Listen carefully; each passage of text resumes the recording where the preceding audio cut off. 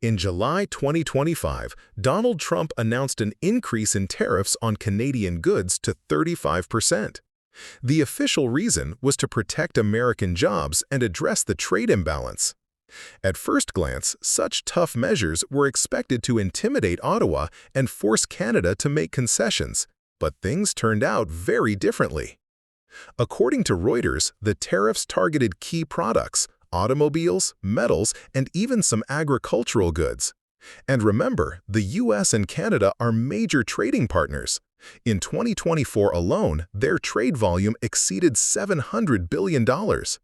This wasn't about selective sanctions, it was a serious blow to both economies. The White House assumed Canada would be cornered, but the Canadian government quickly announced support measures. According to the official Canada.ca website and media reports, Ottawa allocated $5 billion Canadian dollars to assist companies affected by the tariffs and also relaxed rules for automakers on electric vehicle sales. And that was only part of the response. Moreover, Canada went even further. It began actively expanding trade ties with Europe and Asia. Experts note that what had previously been postponed has now become a necessity. Instead of giving in, Ottawa seized the moment and began restructuring its economy. Now, let's look at what is happening in the United States.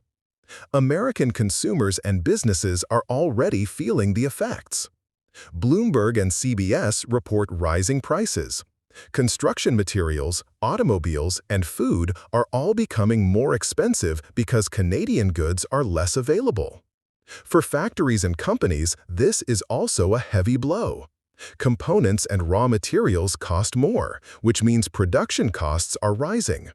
And when goods lose competitiveness, jobs are put at risk. The irony is that the tariffs, intended as protection, are starting to work against Americans. And while the US clashes with Canada, other countries are gaining ground. Mexico, Asian producers, and even European suppliers are filling the niches that Canadian products used to occupy.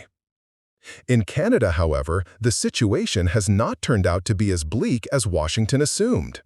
CBC News reports that for many companies, the tariffs have become an incentive to seek new markets and strengthen domestic production. The government is actively supporting farmers, the energy sector, and the auto industry. What once looked like a serious threat has become a driver of growth. As a result, we see an interesting picture.